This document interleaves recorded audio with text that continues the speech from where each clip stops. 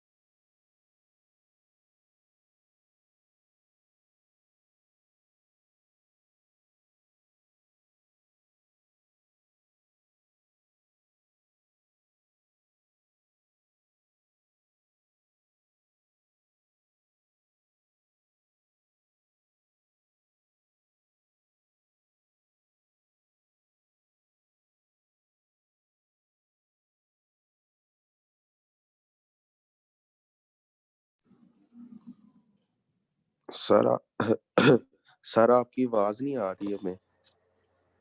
Sir मैं अभी शुरू करता हूँ। Okay sir, no problem.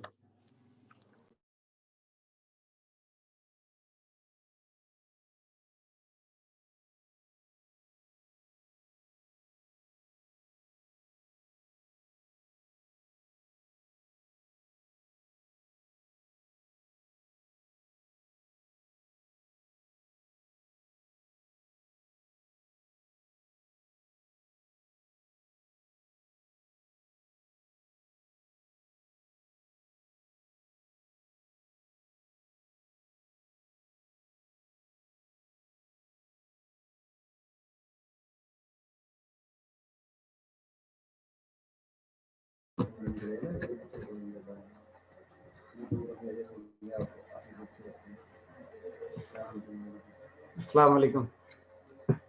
Ahmad जिया, अहमद जिया, वालेकुम सलाम sir.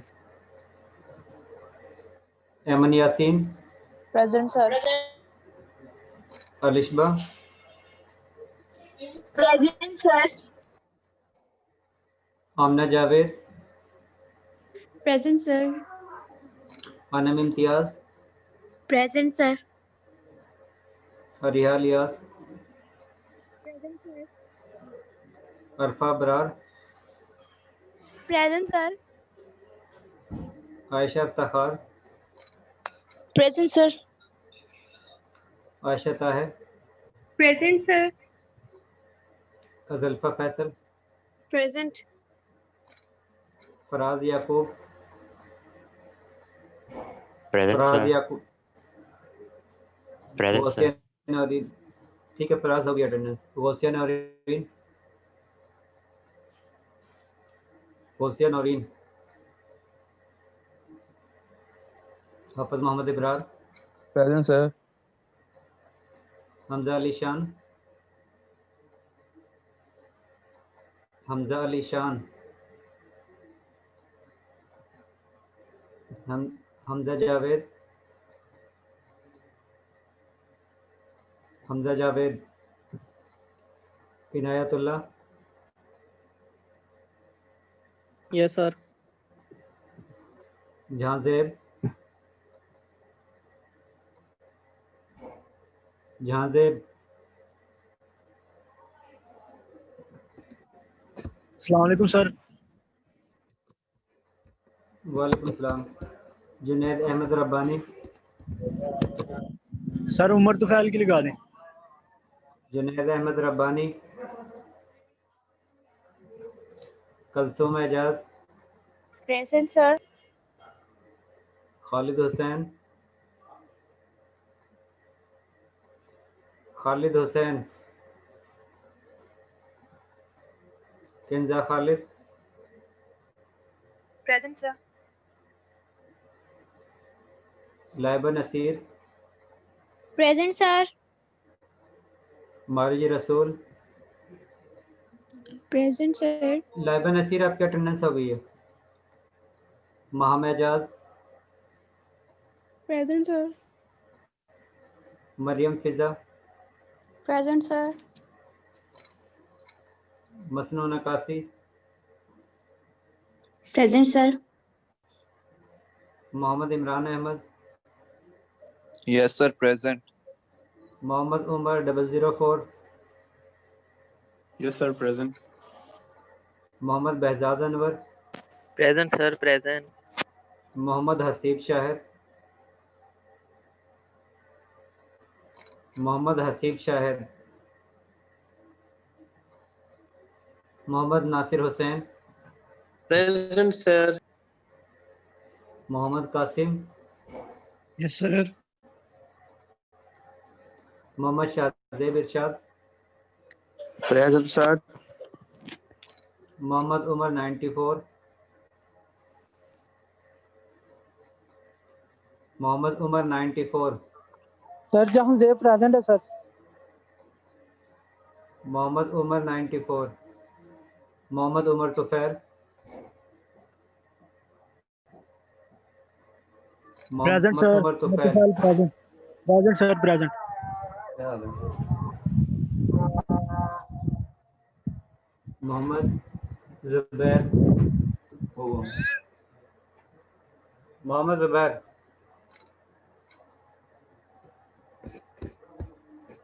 Mohammad Zubair canteen open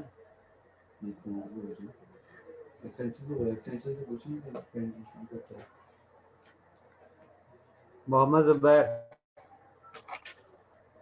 Mohammad Juhaib ठीक है जुहैब अटेंडेंस हो गई है मुनीबा उस्मान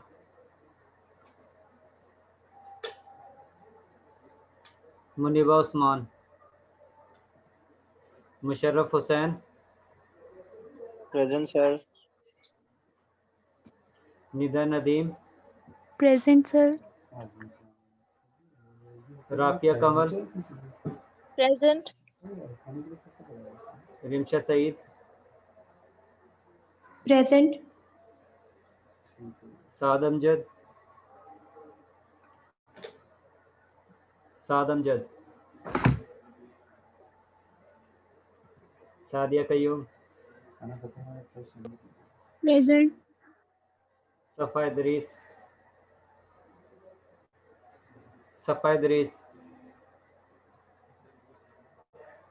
शहबाज अहमद Yes, sir. शाहजेब जमान सिदरा नज़ीर Present, sir. उमर हयात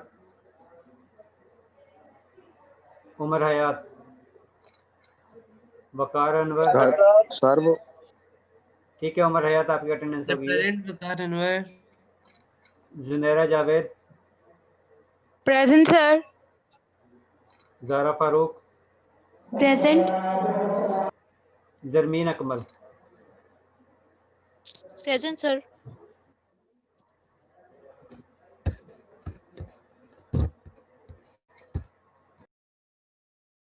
सर खालिद की भी अटेंडेंस लगा दें, उसने मैसेज किया है अभी चैट में।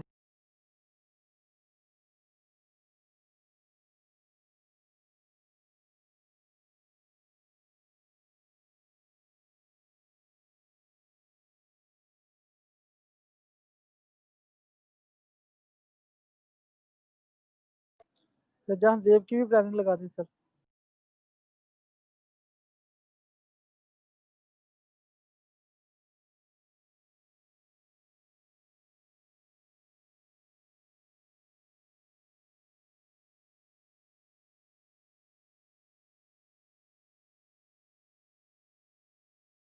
वो स्टूडेंट नाम सुने जो एब्सेंट है अगर वो प्रेजेंट है तो वो अटेंडेंस लगवा सकते हैं अहमद जिया वोसिया नौरीन हमजा अली शान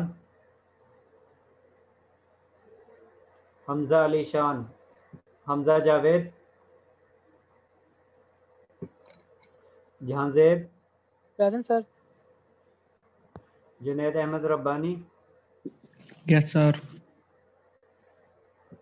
खालिद हुसैन ठीक है आपका attendance Yes, sir. Khalid Hussain attendance हो गई है मोहम्मद हसीब शाहिद Present, sir. मोहम्मद उमर 94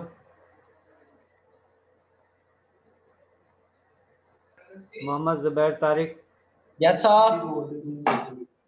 मुनीबा उस्मान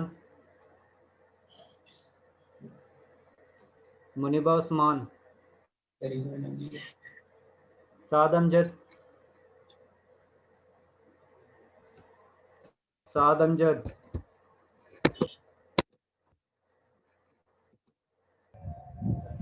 सफ़ा इदरीस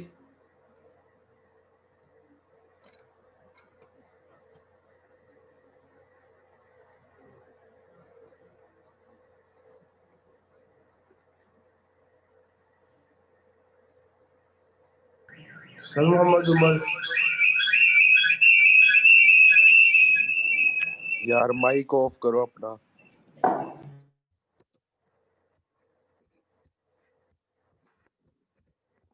लास्ट टाइम जो आप लोगों ने स्टडी किया था वो केमिकल इक्विलिब्रियम था। तो किस तरह आप लोगों को केमिकल इक्विलिब्रियम स्टेज हासिल होती है और किस तरह आप लोग रिएक्टेंट या प्रोडक्ट की कंसंट्रेशन के बारे में इंफॉर्मेशन प्रोवाइड कर सकते हैं कि आप लोगों को केमिकल इक्विलिब्रियम स्टेज पर रिएक्टेंट की कंसंट्रेशन ज़्यादा है या प्रोडक्ट की कंसंट्रेशन ज़्यादा है, और किस तरह आप लोग केमिकल इक्विलिब्रियम को डिस्टर्ब कर सकते हो और किस तरह डिस्टर्ब करने के बाद केमिकल इक्विलिब्रियम स्टेज दोबारा से अपनी ओरिजिनल फॉर्म या पोजीशन दोबारा से अटेंड करती है। इसके बारे में आप लोगों ने लास्ट टाइम स्टडी किया था। अगर आप लोगों के पास आयशा इफ्तिखार आयशा इफ्तिखार यस सर। आयशा, आप किस तरह बता सकती हैं कि आप लोगों के पास इक्विलिब्रियम स्टेज पर रिएक्टेंट की कंसंट्रेशन ज़्यादा है या प्रोडक्ट की कंसंट्रेशन ज़्यादा है? सर इक्विलिब्रियम स्टेज पर रिएक्टेंट्स और प्रोडक्ट्स की कंसंट्रेशन सेम होती है। आयशा इफ्तिखार, ये मैंने लास्ट टाइम भी बताया था कि केमिकल इक्विलिब्रियम स्टेज पर ये लाजमी नहीं है कि रिएक्टेंट और प्रोडक्ट की कंसंट्रेशन सेम हो। इनकी कंसंट्रेशन जो है वो चेंज हो सकती है। एक की कंसंट्रेशन ज़्यादा हो सकती है, दूसरी कंसंट्रेशन कम हो सकती है। जी अरेहा इलियास।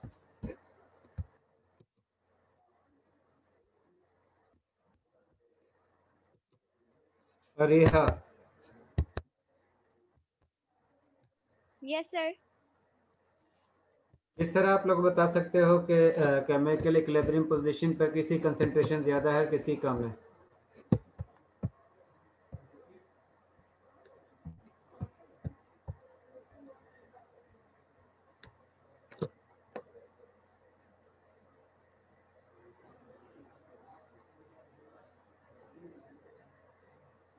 मोहम्मद उमर,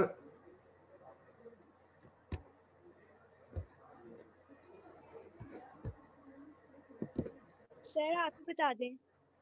मोहम्मद उमर,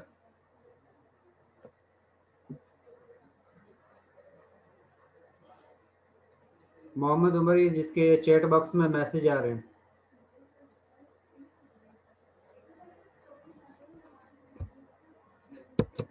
क्लास में है मोहम्मद उमर?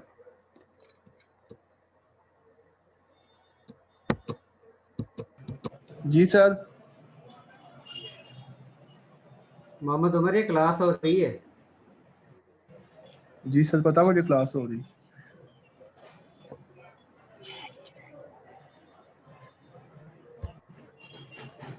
सर वो मैं तो आपको अटेंडेंस का कह रहा था, तो वो अटेंडेंस दोबारा, ये आपको पता है कि बाद में लेक्चर के आखिर में भी दोबारा से अटेंडेंस होती है। अगर किसी के रह सर जाती वो है तो मैंने बाद तो में आपको दोबारा से चैट हो में जाती है। सर मैंने तो आपको चैट में मैसेज किया था आगे से। भाई थोड़ा शायद टीचर बनने की कोशिश कर रहे थे, मैंने इस वजह से रिप्लाई दे दिया।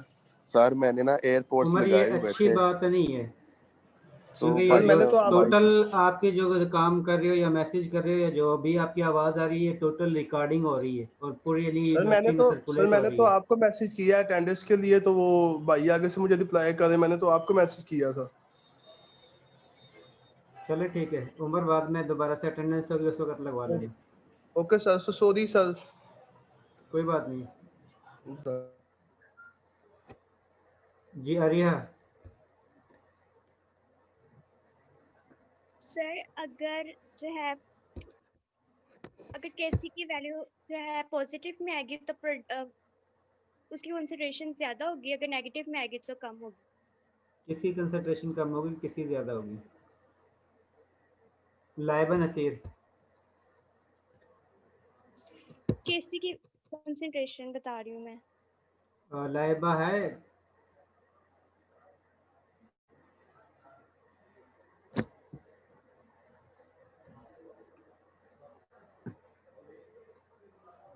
लाइबा नसीर,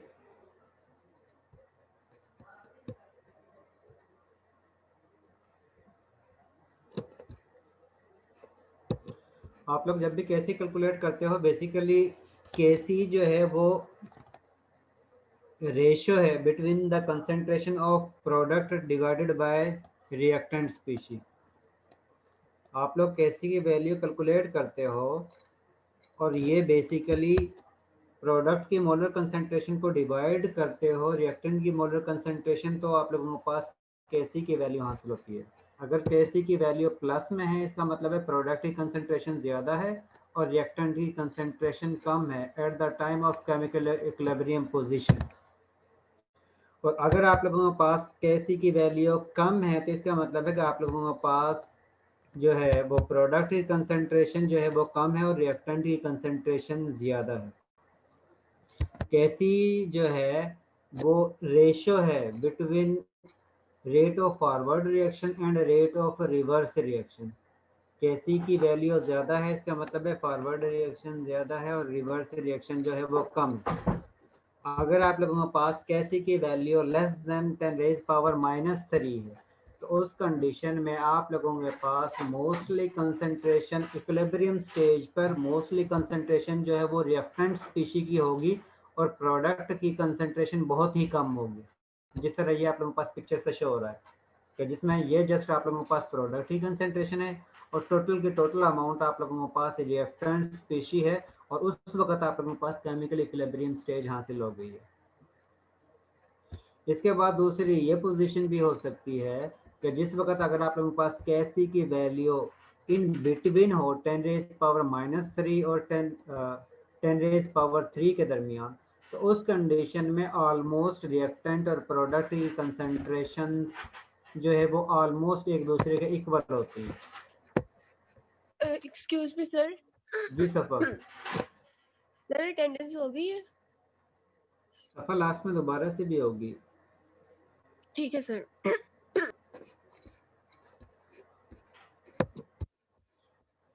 तो इसी तरह अगर आप लोगों के पास कैसी की वैल्यू ग्रेटर 10⁻³ से ग्रेटर आती है तो उस कंडीशन में उस केमिकल इक्विलिब्रियम पोजीशन पर मोस्टली अमाउंट आप लोगों के पास प्रोडक्ट की कंसंट्रेशन होती है, रिएक्टेंट स्पीशी की कंसंट्रेशन बहुत कम होती है। इसका मतलब है कि कैसी की वैल्यू से हम ये बता सकते हैं कि रिएक्टेंट की कंसंट्रेशन इक्विलिब्रियम स्टेज पर ज़्यादा है या प्रोडक्ट की कंसंट्रेशन इक्विलिब्रियम की स्टेज पर ज़्यादा है।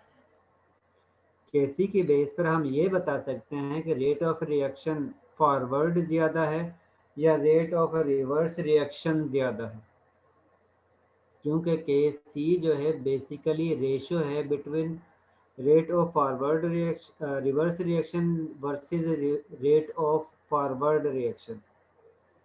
और इसके ज़रिए आप लोग ये भी बता सकते हो कि आप लोगों के पास रेट ऑफ फॉरवर्ड रिएक्शन ज़्यादा स्पीड के साथ हो रहा है या रेट ऑफ रिवर्स रिएक्शन ज़्यादा स्पीड के साथ हो रहा है। और इसके साथ आप लोग ये बता सकते हो कि केसी पर इक्विलिब्रियम स्टेज पर रिएक्टेंट की कंसंट्रेशन ज़्यादा है या प्रोडक्ट की कंसंट्रेशन ज़्यादा है। इसका मतलब है कि इक्विलिब्रियम स्टेज जो आप लोगों को ये कैसी वैल्यू बता रही है वो ये बताती है कि केमिकल इक्विलिब्रियम पोजीशन जो है वो रिएक्शन के स्टार्ट में भी हासिल हो सकती है, रिएक्शन के मिड में भी हासिल हो सकती है और रिएक्शन के एंड पर भी केमिकल इक्विलिब्रियम स्टेज हासिल हो सकती है। इसका मतलब है केमिकल इक्विलिब्रियम के लिए यह लाजमी नहीं है कि रिएक्टेंट और प्रोडक्ट की कंसंट्रेशन दोनों की सेम हो, लेकिन कैसी पोजीशन पर रिएक्टेंट की कंसंट्रेशन और प्रोडक्ट की कंसंट्रेशन चेंज नहीं होती।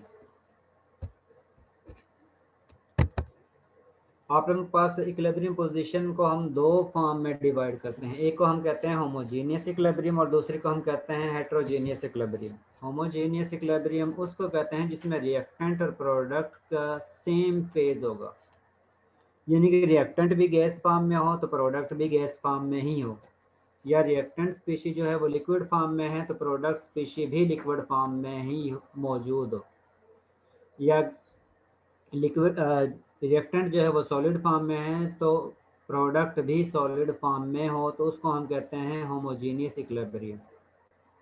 जिसमें आप लोगों के पास रिएक्टेंट और प्रोडक्ट दोनों का फेज सेम हो उस इक्विलिब्रियम पोजीशन को हम होमोजेनियस इक्विलिब्रियम कहते हैं।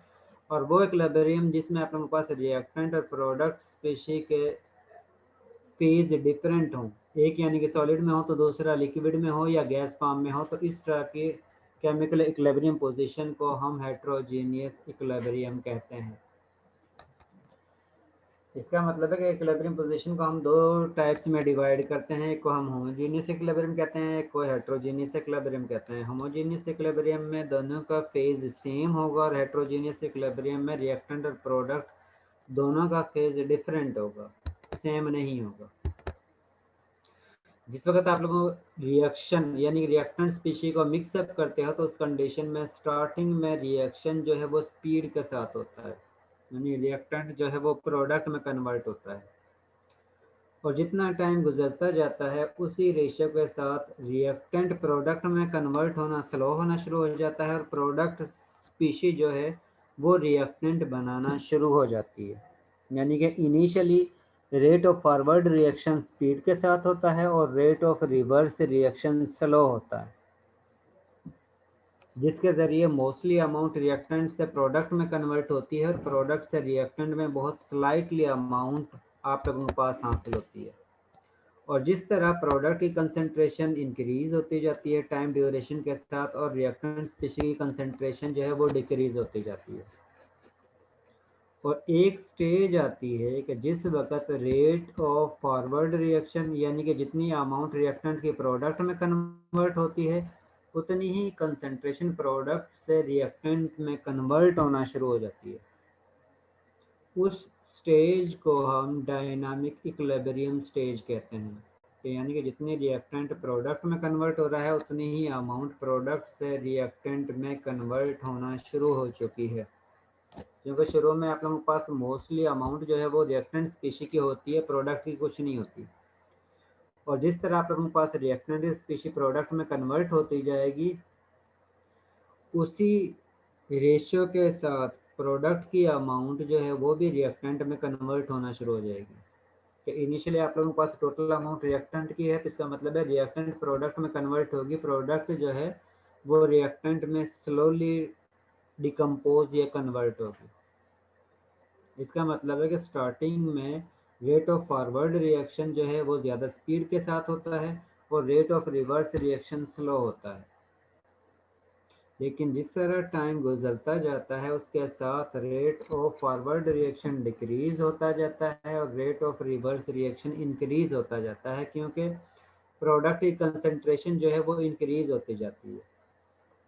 और कुछ टाइम के बाद ऐसी पोजीशन हासिल होती है जिस वक्त रेट ऑफ फॉरवर्ड रिएक्शन और रेट ऑफ रिवर्स रिएक्शन दोनों ही एक दूसरे के इक्वल होते हैं, जिस पर जितनी कंसंट्रेशन रिएक्टेंट की प्रोडक्ट में कन्वर्ट होगी उतनी ही कंसंट्रेशन प्रोडक्ट की रिएक्टेंट में कन्वर्ट होना शुरू हो जाती है, और उस स्टेज को हम डायनामिक इक्विलिब्रियम पोजीशन कहते हैं। ये जिस तरह आप लोगों के पास रिएक्टेंट स्पीशी है इसमें कंसंट्रेशन डिक्रीज होती जा रही है जिस तरह आप लोगों के पास टाइम गुजरता जाता है, इसके साथ ही आप लोगों के पास प्रोडक्ट की कंसंट्रेशन जो है वो इंक्रीज होना शुरू हो जाती है, क्योंकि प्रोडक्ट ने ही रिएक्टेंट बनाना है और आप लोगों को ये पता है कि जितनी कंसंट्रेशन ज़्यादा होगी किसी भी स्पीशी की वो उतनी ही ज़्यादा स्पीड के साथ दूसरी स्पीशी में कन्वर्ट होगी। यानी कि अगर रिएक्टेंट स्पीशी की कंसंट्रेशन ज़्यादा है तो वो ज़्यादा स्पीड के साथ रिएक्टेंट से प्रोडक्ट में कन्वर्ट होगी, और अगर आप लोगों के पास प्रोडक्ट की कंसंट्रेशन ज़्यादा है तो उस कंडीशन में उतनी ही ज़्यादा स्पीड के साथ प्रोडक्ट रिएक्टेंट स्पीशी में कन्वर्ट होगी। इनिशियल स्टेज पर आप लोगों के पास मोस्टली रिएक्टेंट स्पीशी की कंसंट्रेशन ज़्यादा होती है, इसी वजह से रेट ऑफ फॉरवर्ड रिएक्शन ज़्यादा होता है, और इनिशियल स्टेज पर रेट प्रोडक्ट की कंसंट्रेशन बहुत कम होती है, इसी वजह से आप लोगों के पास रेट ऑफ रिवर्स रिएक्शन बहुत स्लो होता है। लेकिन जिस तरह रिएक्शन की कंसंट्रेशन इंक्रीज होती जाएगी उसी रेशियो के साथ आप लोगों के पास प्रोडक्ट की कंसंट्रेशन जो है वो इंक्रीज होती जाएगी, और जितनी इसकी कंसंट्रेशन इंक्रीज होगी इसका मतलब है उतनी ही ज़्यादा स्पीड के साथ प्रोडक्ट जो है वो रिएक्टेंट बनाना शुरू कर देता है, और जितना टाइम गुजरता जाएगा उसी रेशियो के साथ रिएक्टेंट की अमाउंट प्रोडक्ट में कन्वर्ट होना स्लो होना शुरू हो जाएगी, क्योंकि रिएक्टेंट की कंसंट्रेशन जो है वो कम हो चुकी है। और इसके ज़रिए आप लोग ये बता सकते हो कि रेट ऑफ रिएक्शन जो है इनिशियली ज़्यादा होता है और यानी कि rate of forward reaction initially जो है ज़्यादा होता है और जिस तरह टाइम गुजरता जाता है उसके साथ रेट ऑफ फॉरवर्ड रिएक्शन जो है वो डिक्रीज होना शुरू हो जाता है। लेकिन इसके अपोजिट में जिस तरह टाइम गुजरता जाता है उस कंडीशन में प्रोडक्ट की कंसंट्रेशन इंक्रीज होती जाती है, जिसकी वजह से प्रोडक्ट जो है उसी स्पीड के साथ रिएक्टेंट में कन्वर्ट होना शुरू हो जाती है। इसका मतलब है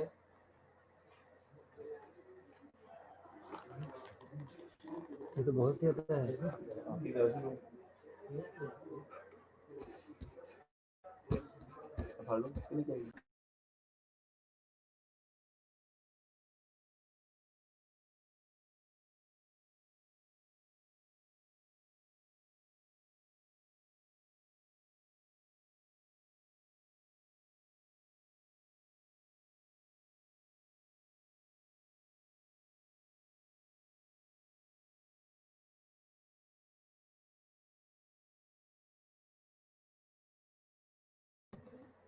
जिस तरह ये आप लोगों के पास केमिकल जो ग्राफ है यहाँ से इंडिकेशन हो रही है, जिस तरह आप लोगों के पास रिएक्टेंट की स्पीशी या कंसंट्रेशन जो है डिक्रीज होती जा रही है, उसी रेशियो के साथ आप लोगों के पास प्रोडक्ट की कंसंट्रेशन जो है वो इंक्रीज हो रही है। और आप लोगों को पता है कि जितनी कंसंट्रेशन इंक्रीज होगी इसका मतलब है उसका रिएक्शन भी उसी रेशियो के साथ इंक्रीज होता जाएगा। इसीलिए हम कहते हैं कि जिस वक्त स्टार्टिंग में आप लोगों के पास रेट ऑफ फॉरवर्ड रिएक्शन ज़्यादा स्पीड के साथ होता है क्योंकि कंसंट्रेशन ज़्यादा होती है, और rate of reverse reaction slow होता है क्योंकि उसकी कंसंट्रेशन जो है वो लो होती है। लेकिन जिस तरह टाइम गुजरता जाएगा रेट ऑफ फॉरवर्ड रिएक्शन जो है वो डिक्रीज होता जाएगा और रेट ऑफ रिवर्स रिएक्शन जो है वो इंक्रीज होता जाएगा। और एक स्टेज आप लोगों के पास हासिल होगी जिस वक्त रेट ऑफ फॉरवर्ड रिएक्शन और रेट ऑफ रिवर्स रिएक्शन दोनों एक दूसरे के इक्वल हो जाएंगे। अब ये जिस तरह आप लोगों के पास रेट ऑफ फॉरवर्ड और रेट ऑफ रिवर्स रिएक्शन दोनों एक दूसरे के इक्वल हो चुके हैं, तो उस स्टेज को हम कहते हैं केमिकल इक्विलिब्रियम स्टेज। और उस कंडीशन में आप लोगों के पास KC यानी कि ना ही प्रोडक्ट की कंसंट्रेशन चेंज होती है और ना ही रिएक्टेंट स्पीशी की कंसंट्रेशन चेंज होती है। जस्ट आप लोगों के पास जितनी कंसंट्रेशन रिएक्टेंट की प्रोडक्ट में कन्वर्ट होती है उतनी ही कंसंट्रेशन प्रोडक्ट से रिएक्टेंट में कन्वर्ट होना शुरू हो जाती है। और आप लोग KC जो है वो कैलकुलेट कर सकते हो।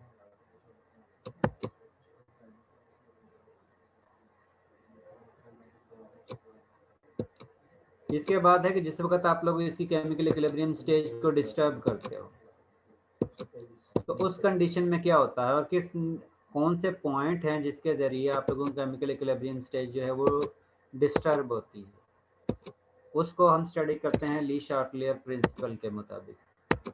इसमें सबसे पहला है कि आप लोगों ने कंसंट्रेशन चेंज करनी है।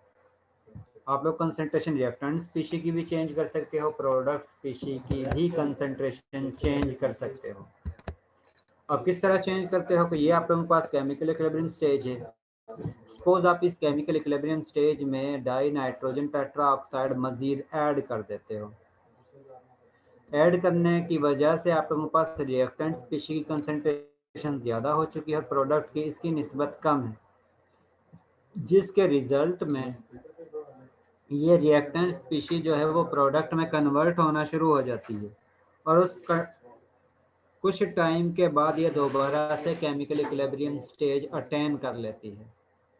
इसका मतलब है कि जब भी हम रिएक्टेंट स्पीशी में रिएक्टेंट स्पीशी मज़ीद ऐड करते हैं तो उस कंडीशन में आप लोगों का रिएक्शन जो है वो लेफ़्ट टू राइट मूव करता है।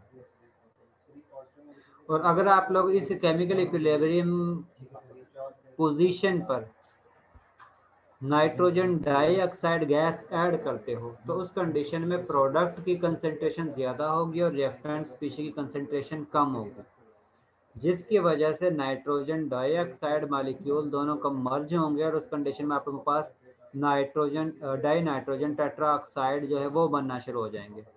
और उस कंडीशन में आप लोगों के पास केमिकल इक्विलिब्रियम स्टेज जो है वो लेफ्ट से राइट की तरफ शिफ्ट होगी। जिस तरह यहाँ पर इस ग्राफ में आप लोगों को शो हो रहा है कि आप लोगों को इक्विलिब्रियम पोजीशन में रिएक्टेंट स्पीशीज यानी कि नाइट्रोजन डाइऑक्साइड गैस ऐड कर रहे हो। ऐड करने के बाद ये नाइट्रोजन डाइऑक्साइड मॉलिक्यूल एक दूसरे के साथ कोलिजन शो कर रहे हैं और कोलिजन के जरिए आप लोगों के पास dinitrogen tetra oxide gas मजीद जनरेट हो रही है, जिसकी वजह से केमिकल इक्विलिब्रियम पोजीशन जो है वो शिफ्ट हो रही है राइट से लेफ्ट की डायरेक्शन में। या ये कह सकते हो तो इस कंडीशन में प्रोडक्ट जो है वो मजीद रिएक्टेंट स्पीशी बनाना शुरू हो गए हैं। इसी तरह अगर आप लोग ऐड करते हो डाई नाइट्रोजन टेट्रा ऑक्साइड तो उस कंडीशन में आप लोग रिएक्टेंट स्पीशी की कंसंट्रेशन इंक्रीज कर रहे हो। तो ये रिएक्टेंट स्पीशी जो है डिकम्पोज होकर प्रोडक्ट या रिएक्टेंट स्पीशी जो है वो प्रोडक्ट की कंसंट्रेशन इंक्रीज करना शुरू कर देते हैं। इसका मतलब है अगर आप लोग इसमें से केमिकल इक्विलिब्रियम पोजीशन में रिएक्टेंट स्पीशी की कंसंट्रेशन ऐड करते हो तो उस कंडीशन में ये फॉरवर्ड रिएक्शन होगा। केमिकल इक्विलिब्रियम स्टेज जो है वो लेफ्ट टू राइट शिफ्ट होगी।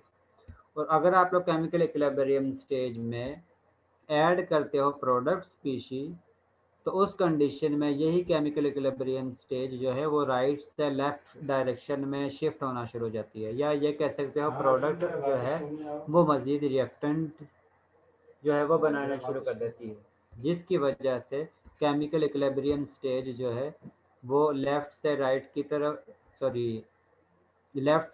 तरफ शिफ्ट होना शुरू हो जाती है।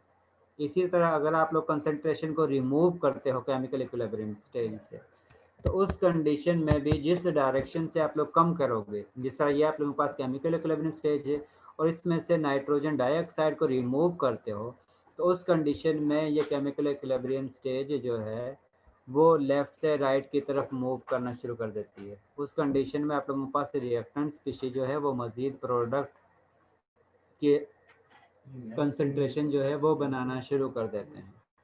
इसी तरह अगर आप लोग इसी केमिकल इक्विलिब्रियम स्टेज में से रिएक्टेंट स्पीशी की अमाउंट को रिमूव करते हो तो उस कंडीशन में रिएक्टेंट की कंसंट्रेशन लो होगी और ये दोबारा से केमिकल इक्विलिब्रियम स्टेज हासिल करने के लिए प्रोडक्ट से रिएक्टेंट बनाना शुरू कर देता है और जिसके ज़रिए आप लोगों के पास यही केमिकल इक्विलिब्रियम स्टेज जो है वो राइट से लेफ्ट डायरेक्शन में शिफ्ट हो जाती है।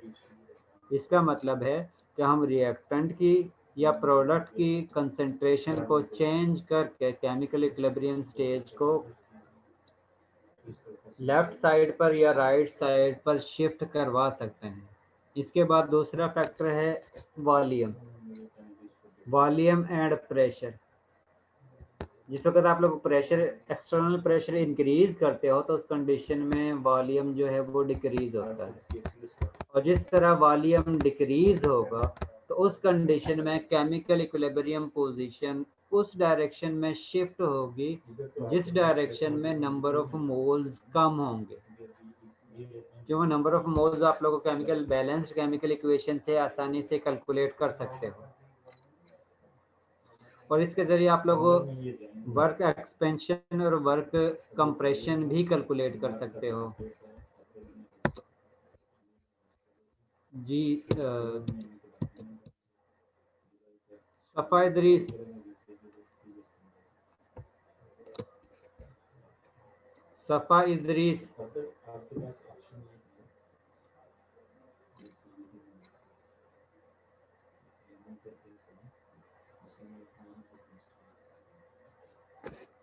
ये सफ़ा इदरीस ये बताएं कि वर्क एक्सपेंशन और इस केमिकल इक्वेशन जो आप लोगों के पास सामने है तो इस कंडीशन में वर्क एक्सपेंशन होता है या कंप्रेशन वर्क होता है?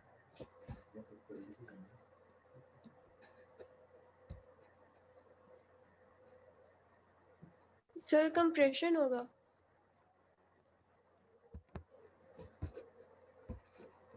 और कंप्रेशन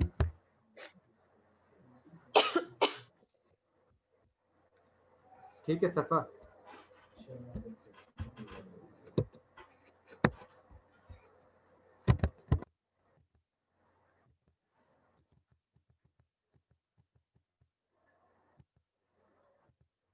इनिशियली अगर आप लोग वॉल्यूम डिक्रीज करते हो यानी कि एक्सटर्नल प्रेशर इंक्रीज करते हो जिसकी वजह से वॉल्यूम डिक्रीज होगा तो उस कंडीशन में ये केमिकल इक्विलिब्रियम स्टेज उस डायरेक्शन में मूव करेगी जिस साइड पर नंबर ऑफ मोल्स कम होंगे।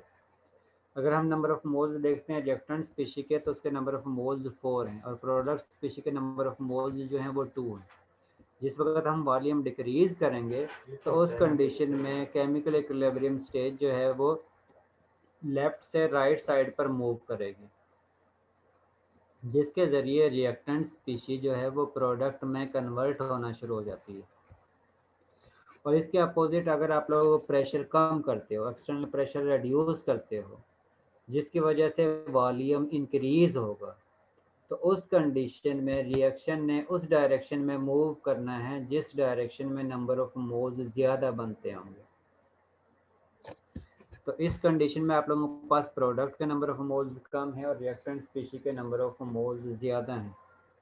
तो जिस वक्त आप लोग वॉल्यूम जो है वो इंक्रीज करते हो या प्रेशर रिड्यूस करते हो तो उस कंडीशन में यही रिएक्शन जो है वो राइट साइड से लेफ्ट डायरेक्शन में शिफ्ट होना शुरू हो जाता है या रिएक्टेंट स्पीशी जो है वो प्रोडक्ट बनाना शुरू कर देती है।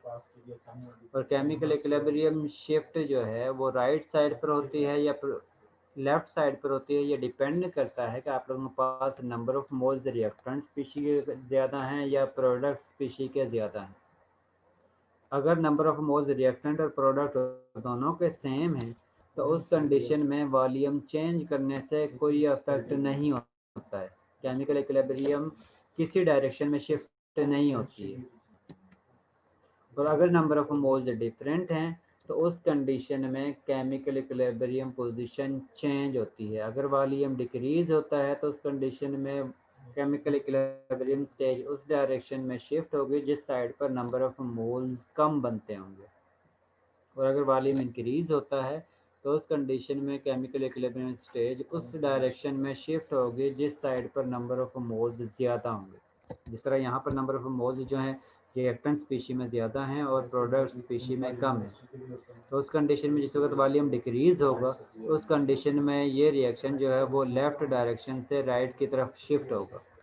और अगर वॉल्यूम इंक्रीज होगा तो उस कंडीशन में यही इक्विलिब्रियम स्टेज जो है वो राइट डायरेक्शन से लेफ़्ट डायरेक्शन में शिफ्ट होना शुरू हो जाएगी। इसके बाद नेक्स्ट फैक्टर है टेम्परेचर। केमिकल इक्विलिब्रियम स्टेज को हम टेम्परेचर के ज़रिए भी अफेक्ट कर सकते हैं कि चेंज कर सकते हैं। अब टेम्परेचर अफेक्ट किस तरह होता है ये डिपेंड करता है कि आप लोगों का केमिकल इक्विलिब्रियम स्टेज या रिएक्शन जो है एक्सोथर्मिक है या एंडोथर्मिक है। आप लोगों के रिएक्शन के दौरान एनर्जी रिएक्शन से रिलीज हो रही है या अब्जॉर्ब हो रही है। जुनैरा जावेद,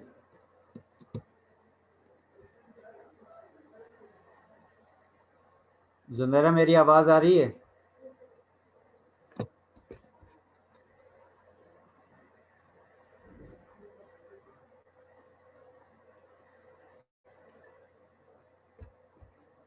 जुनैरा,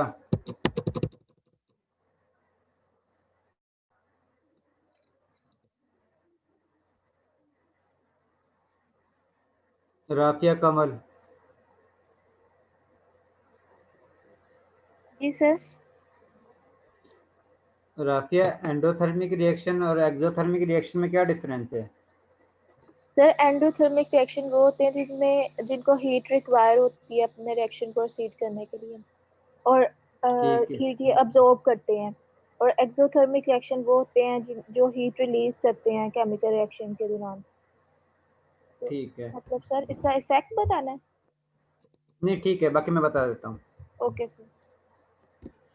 जिस वक्त आप लोगों के पास एक्सोथर्मिक रिएक्शन होगा तो उस कंडीशन में आप लोगों के पास हीट रिलीज होगी, प्रोडक्ट के साथ आप लोगों के पास हीट भी रिलीज होती है एक्सोथर्मिक के केस में।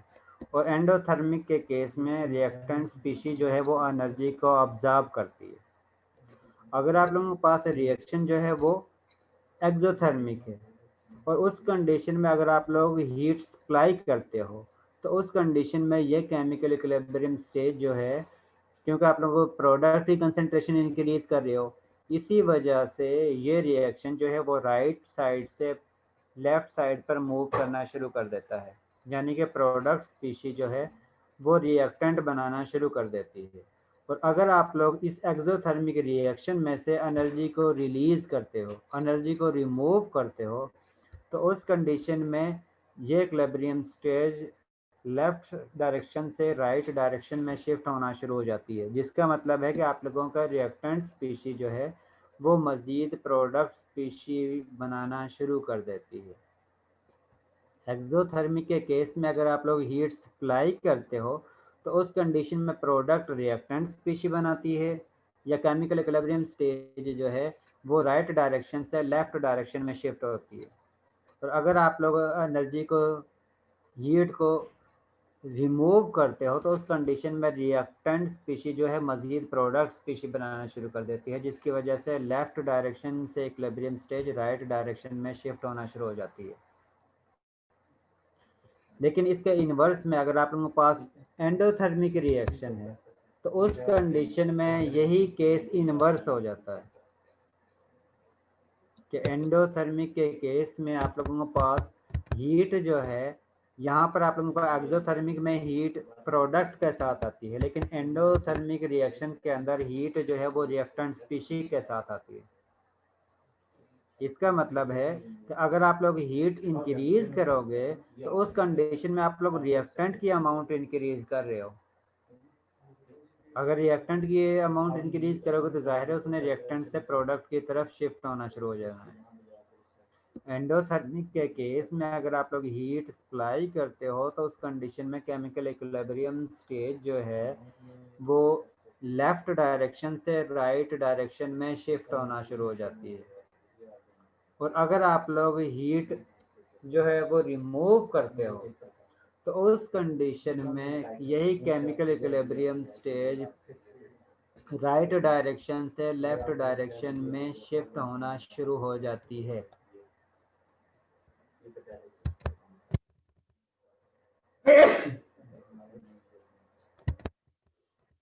इसका मतलब है कि टेम्परेचर चेंज करने से आप लोगों का जो प्रोडक्ट है उसकी कंसंट्रेशन अफेक्ट करती है।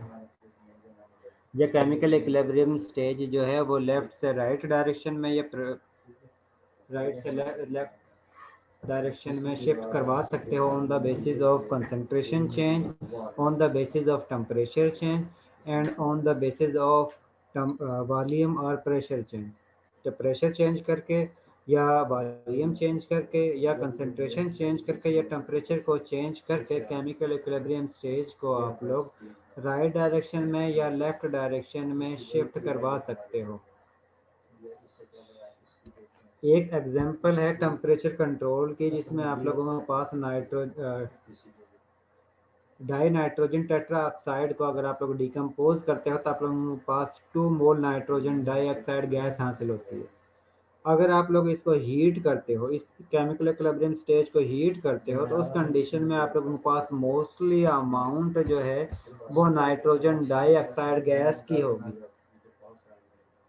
और अगर आप लोग इसको कूल करते हो तो उस कंडीशन में आप लोगों के पास केमिकल इक्विलिब्रियम स्टेज पर mostly concentration die nitrogen tetroxide gas की होगी। इसका मतलब है कि केमिकल इक्विलिब्रियम स्टेज को हम टेम्परेचर को एडजस्ट करके कंट्रोल कर सकते हैं। इसका मतलब ये भी है कि जिसकी कंसंट्रेशन आप लोगों को ज़्यादा चाहिए, जिसको आप लोगों ने सिंथेसाइज करना है, उसकी कंसंट्रेशन को हम कम या ज़्यादा कर सकते हैं on the basis of temperature change. तो टेम्परेचर को चेंज करके आप लोग प्रोडक्ट की कंसंट्रेशन को कम या ज़्यादा हासिल कर सकते हो। इसके साथ आप लोगों की असाइनमेंट है जो आप लोगों ने इसी वीक के अंदर जमा करवानी है, नेक्स्ट मंडे तक। ये आप लोगों का चैप्टर जो है 14 कंप्लीट हो चुका है और इसकी जो आप लोगों को असाइनमेंट है वो नोट कर लें जो आप लोगों ने न्यूमेरिकल कर देंगे। आप लोगों ने न्यूमेरिकल्स मत दें, तो कुछ और दे दें सर प्लीज। मैं बता देता हूँ किस तरह सॉल्व करने हैं, बाकी आप लोगों का काम है। न्यूमेरिकल इसका मुश्किल नहीं है, आसान है।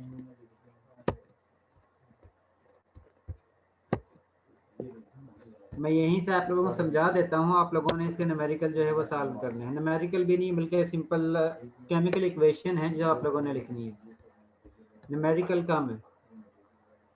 सर थोड़ा कम काम दिया करें, बिकॉज अब हम लिमिट्स भी चल रहे हैं, प्रेजेंटेशंस वगैरह, तो थोड़ा कम 1-2 ही दे दिया करें बस। 1-2 न्यूमेरिकल? हाँ सर, क्योंकि ऑलरेडी प्रेजेंटेशंस वगैरह प्रिपेयर करनी होती हैं, मिड्स वगैरह चल रहे हैं।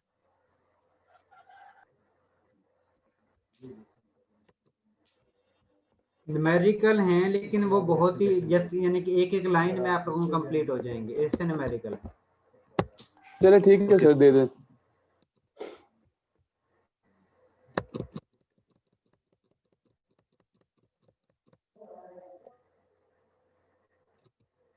और ये मैंने LMS पे भी अपलोड कर दिए हैं जितने न्यूमेरिकल आप लोगों ने सॉल्व करने हैं, यानी कि जो पोर्शन है उनमें से हर एक में से 2-2 3-3 न्यूमेरिकल जो है वो शामिल है।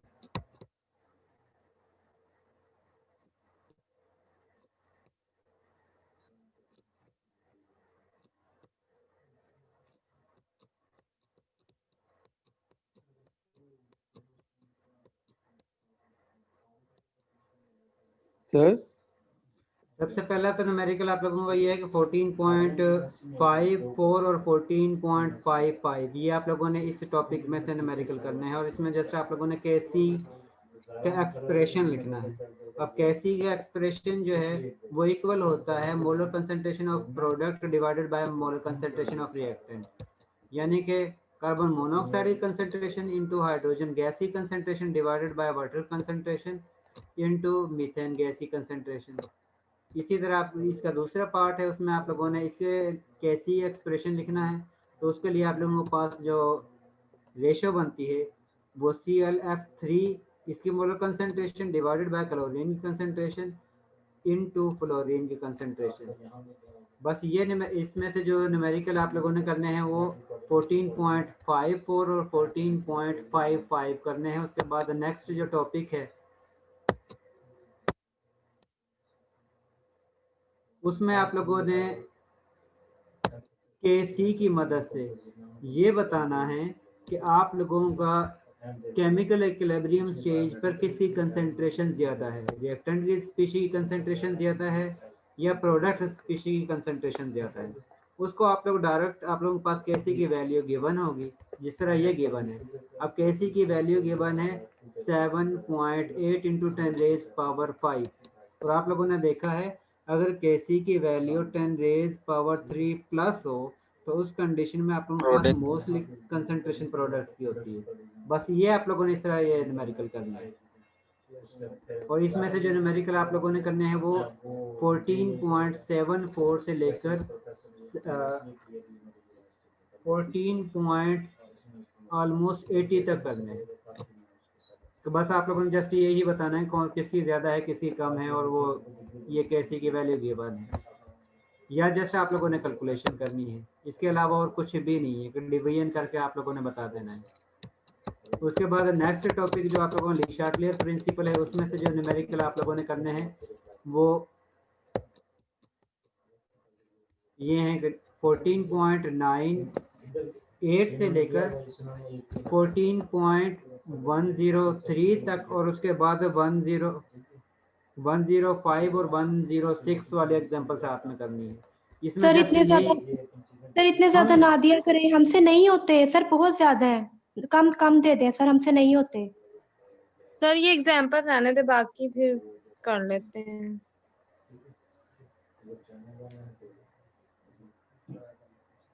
और ये एक लाइन के आंसर हैं।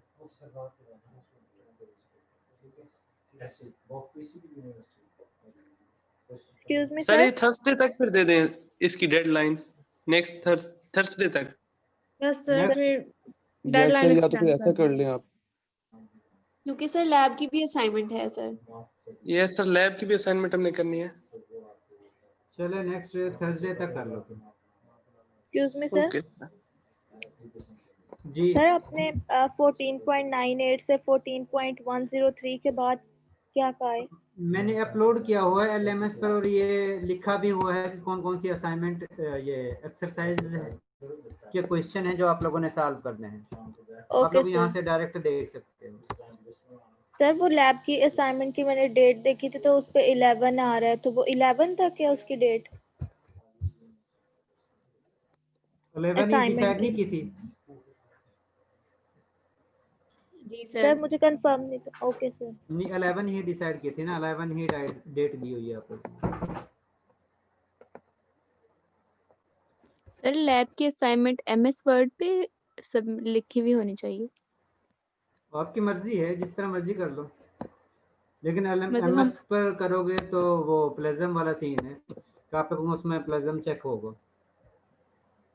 सर फिर पेजेस और पे बना के आपको पीडीएफ सबमिट करवा और देंगे। ये भी होगा कि अगर किसी के सेम असाइनमेंट हुई, कॉपी पेस्ट हुई, तो इसका मतलब है कि किसी के नंबर नहीं मिलेंगे उन दोनों के जिनके सेम होगी। सर ओके जी sir. Okay sir. Excuse me sir. जी सर ये वाले लेक्चर की आप स्लाइड्स अपलोड कर दीजिएगा, ये वाले स्लाइड्स नहीं मिलती एलएमएस पे। ठीक है, मैं अपलोड कर दूंगा। Okay sir sir, thank you. Numericals तो सबके ही सेम होंगे ना, क्योंकि इनका मेथड एक जैसा है ना। न्यूमेरिकल की बात नहीं कर रहा मैं, वो दूसरी असाइनमेंट की कर रहा हूँ जिसमें हम जो लैब की लिए थी। Okay sir.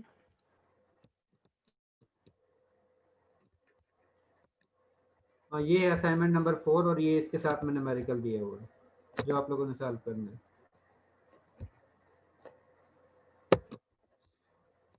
सर जो लैब वाली असाइनमेंट है वो थर्सडे तक सबमिट करवानी है या फ्राइडे तक? वो तो मंडे तक जमा करवानी ना आप लोगों ने। सर नेक्स्ट मंडे तक ना? जी सर।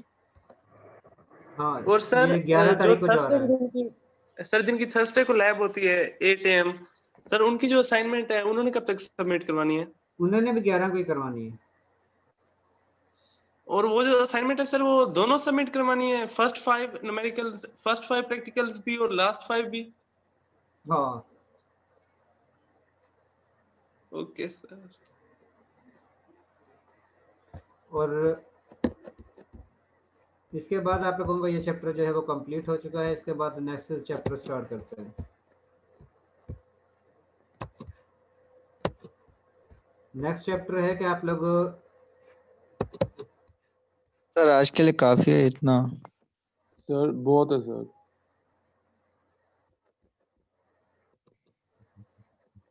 नेक्स्ट चैप्टर आप लोगों को लास्ट चैप्टर है। उसके बाद आप लोगों का जो सिलेबस है वो ऑलमोस्ट कंप्लीट हो गया है।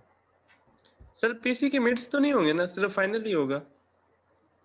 अब तो फाइनल, अब देखते हैं क्या होता है, क्योंकि गवर्नमेंट ने ये अनाउंस भी कर दिया ना 1 फेब से आप लोगों की क्लासेस जो हैं वो स्टार्ट हो जाएंगी, यानी यूनिवर्सिटी ओपन हो जाएगी। 2 फेब और आप लोगों का जो सेमेस्टर है वो फेब तक जा रहा है, यानी क्लासेस जो हैं वो फेब के फर्स्ट वीक तक जा रही हैं। सर पीटीआई की हुकूमत है सर, इनका यू टर्न लेते वक्त टाइम का पता नहीं चलता। चले, हम तो जो बयान आता है उसकी बेस पर ही डिसाइड करते हैं ना कि हमने नेक्स्ट में ये करना है। अब आगे क्या होता है अब उसके बारे में तो हम भी नहीं कर सकते। Excuse me sir. जी सर हमारी जो इवन वाले थे उनके 2 क्विज़ेस हुए थे, ओड वालों के 3 नहीं सर, ओड वालों के 2 हुए थे, इवन वालों के 3। तो सर हमारी असाइनमेंट कोई एक्स्ट्रा आप लेंगे? जिनके रह गए थे, इवन वाले रहे थे या ओड वाले रहे थे, क्योंकि 1 फेब से क्लासेस या यूनिवर्सिटी ओपन हो रही है तो वो उस वक्त यूनिवर्सिटी आकर क्विज जी सर, देंगे। हमारी एक्स्ट्रा ओके सर। वो ओके थर्ड सर। क्विज जो है वो ऑन कैंपस आकर देंगे। Okay sir. जी सर जी। जी सर जी ये जो आप असाइनमेंट्स अभी ले रहे हैं सर, इनमें से सर आप कितनी हमारी सिलेक्ट करेंगे बेस्ट? असल में टोटल असेसमेंट मैक्सिमम जो करते हैं वो 10 करते हैं। जी सर। अगर ये दोनों मर्ज होकर आती हैं तो फिर तो उनकी बेस पर ही होगा। Okay sir. वो क्योंकि डिपेंड सर करता वक्त है की कि आप लोगों कमी की कम होंगी ये। सॉरी सर वक्त की कमी भी है और अभी तक हमारी असाइनमेंट्स 4 हो चुकी हैं। और असाइनमेंट 3 क्विज 7 हो गई। 7 के मतलब है कि 3 रहती हैं। अब ये डिपेंड करता है कि जिस तरह आप लोग डिले करते जाओगे तो हो सकता है 1 हो या 2 हो। अच्छा सर। मैंने कहा था कि सर जितनी ज़्यादा असाइनमेंट होंगी उसमें चॉइस ज़्यादा होती है, और कम असाइनमेंट का मतलब है चॉइस भी कम हो गई है। Okay sir. जी सर अगर लेट से 8 हो जाए सर, बेस्ट कितनी सिलेक्ट करेंगे? 6? जी। Okay sir. और सर जो हमारे क्विज थे, उन क्विज में सर आप कैसे सिलेक्ट करेंगे? मतलब हमारे ये दोनों मर्ज होकर या तो होते हैं तो फिर बेस्ट टू सिलेक्ट। ये होगा कि आप लोगों के दोनों का एक पोर्शन बन जाएगा और उसमें से ही आप लोगों के 8 में से यानी कि 6 सिलेक्ट हो जाएंगे, जिसमें क्विज भी होंगे और असाइनमेंट भी होंगी। तो अगर ये हुआ कि क्विज के अलहदा हुआ और असाइनमेंट के अलहदा हुआ तो उस कंडीशन में एक चॉइस आ जाएगी। Okay sir. जी। अब ये डिपेंड करता है कि आप लोगों को मर्ज होकर मिलेगा या अलहदा अलहदा नंबर लगेंगे। ये सर अभी गाइडलाइन आएंगी डिपार्टमेंट की तरफ से, ऐसा जी ही है जी सर? जी, ओके इसी सर। तरह जिस तरह गवर्नमेंट की तरफ से आएंगी उसी वक्त फिर डिपार्टमेंट की तरफ से आ जाएंगी कि आप लोगों ने ये इस तरह करना है। Okay sir.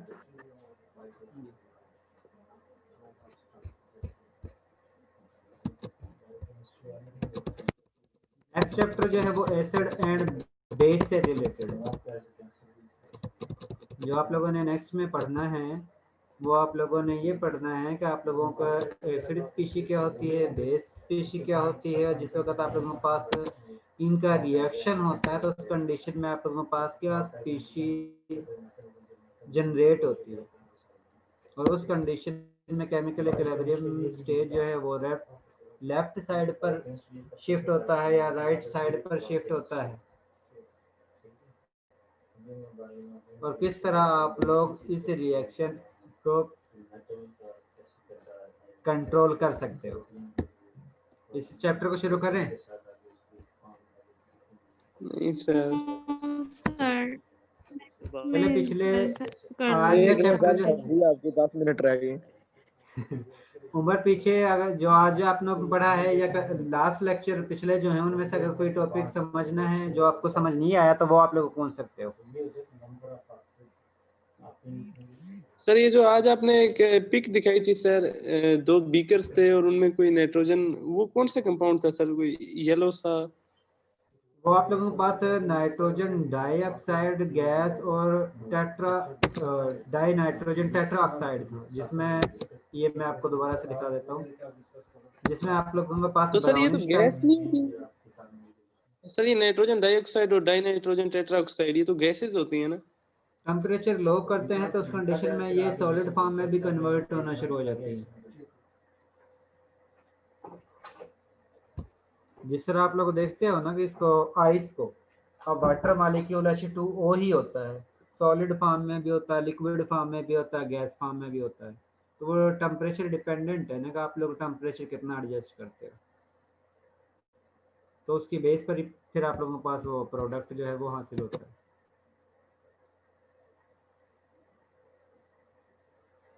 बातें समझ आ गई है? Yes sir. एक सर एक और भी इस तरह का होता है जो ऐसे ही सर, एक येलो कलर का कंपाउंड होता है नाइट्रोजन का, जो पंसारी वगैरह होते हैं ना सर, उनके पास भी एक होता है नाइट्रोजन का कोई कंपाउंड है, येलो या ऑरेंज कलर का होता है, आई थिंक सॉलिड होता है वो भी। यार नाइट्रोजन के बड़े कंपाउंड है, एक नहीं है जिनमें नाइट्रोजन मौजूद है। नाइट्रोजन का तो बेशुमार कंपाउंड है। ये सर पता नहीं कोई कंपाउंड है, अमोनियम। क्योंकि नाइट्रोजन के इतने ज़्यादा कंपाउंड हैं कि मोस्टली जो आप लोग इस्तेमाल करते हो उसमें काफ़ी क्वांटिटी अमाइनो कंटेनिंग कंपाउंड की होती है।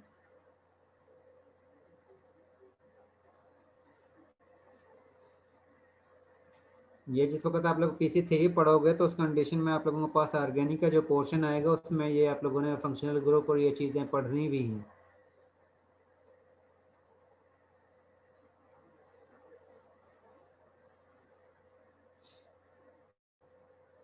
इसके अलावा किसी का कोई क्वेश्चन है तो वो आप लोग पूछ सकते हो।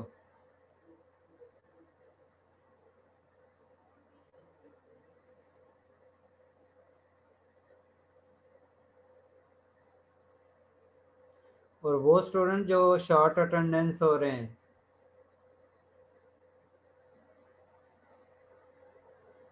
वो इस चीज़ से परहेज करें, क्योंकि आप लोगों का टोटल रिकॉर्ड जो है वो डायरेक्ट ही जनरेट हो रहा है। अगर शॉर्ट अटेंडेंस हो गए तो फिर आप लोगों का फाइनल नहीं होगा, और फाइनल में भी आप लोग नहीं बैठ सकते।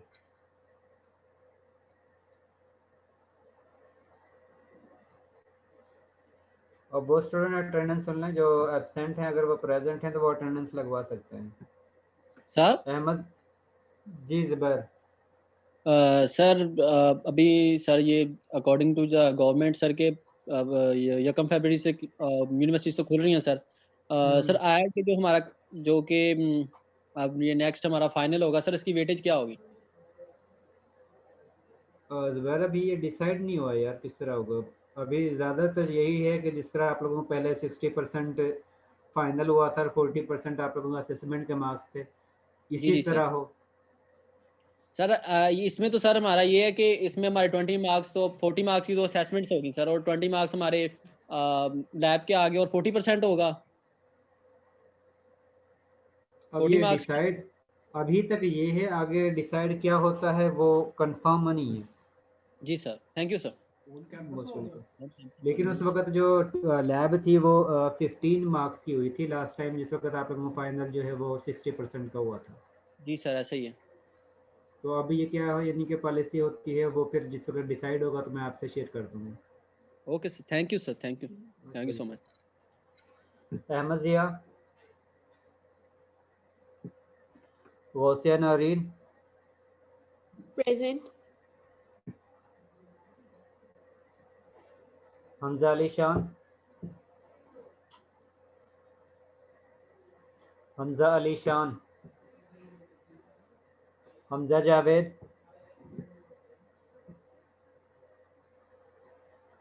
Hamza Javed, Mohammad Umar 94,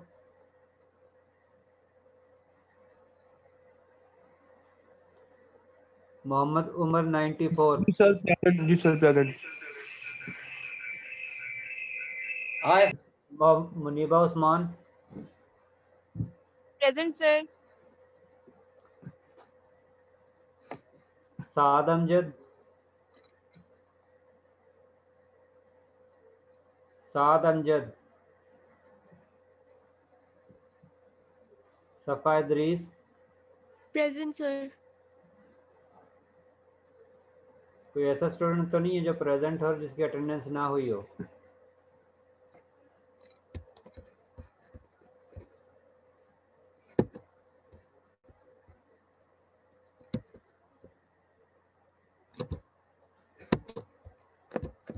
excuse me sir. ठीक है जी राफिया। सर हमारा लैब का जो फाइनल होगा वो फेब में होगा? नहीं, लैब का तो आप लोगों को पहले ही हो जाएगा। ये अब ये कंफर्म नहीं है कब यानी का होना है, अभी डिसाइड नहीं हुआ है। ये मेल आ जाएगी तो फिर मैं आप लोगों से शेयर कर दूंगा। ज़्यादा चांस तो यही है कि एक अगर नेक्स्ट पहले वीक में होगा तो शायद फिर हो जाए। ऑनलाइन होगा? अब असल में ये है ना, अभी डिपार्टमेंटल मीटिंग नहीं हुई है, तो इसलिए मैं अभी आपसे कह दूंगा ऑनलाइन हो और वो फिर ऑन कैंपस हो जाए तो फिर जाहिर है आप ये कहेंगे टीचर ने झूठ बोला है। Okay okay sir. वो भी यानी कि डिसाइड नहीं हुआ कि किस तरह होगा। मैं आपको इन्फॉर्म कर दूंगा जिस तरह भी होगा। ओके सर आप प्रेजेंटेशंस नहीं लेंगे? नहीं, अगर ऑनलाइन होता है तो फिर प्रेजेंटेशन लूँगा, अगर ऑन कैंपस होता है तो फिर तो ज़ाहिर प्रेजेंटेशन नहीं होंगी।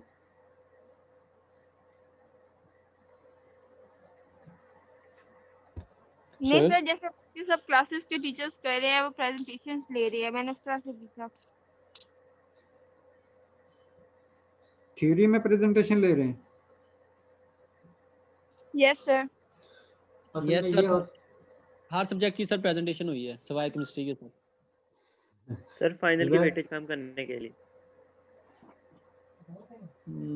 ये तो है। चलो देख लेते हैं। मैं नेक्स्ट वीक तक आपको बता दूंगा। प्रेजेंटेशन अगर लेनी हुई तो वो भी फिर अब टॉपिक भी आप लोगों को बता दूंगा, अगर नहीं लेनी हुई तो फिर वो भी बता दूंगा। Okay sir, okay thank you so much. बहुत वेलकम। सर? चलिए ठीक है, अल्लाह हाफिज। जी हाफिज साहब। सर ये बात करनी थी कि ना आपकी जो असाइनमेंटें हैं तो सर उसका जो यानी कि वो काफ़ी बड़ी हो जाती हैं साइज में, तो वो आपको ईमेल ही हम लोग कर रहे हैं, वो LMS पर अपलोड नहीं होती। नहीं, अगर नहीं होते तो मेल कर सकते हैं, कोई इशू नहीं है। हाँ जी, ठीक है सर। ठीक, अल्लाह हाफिज़। अल्लाह हाफिज़ सर। अल्लाह हाफिज़। हाफिज़।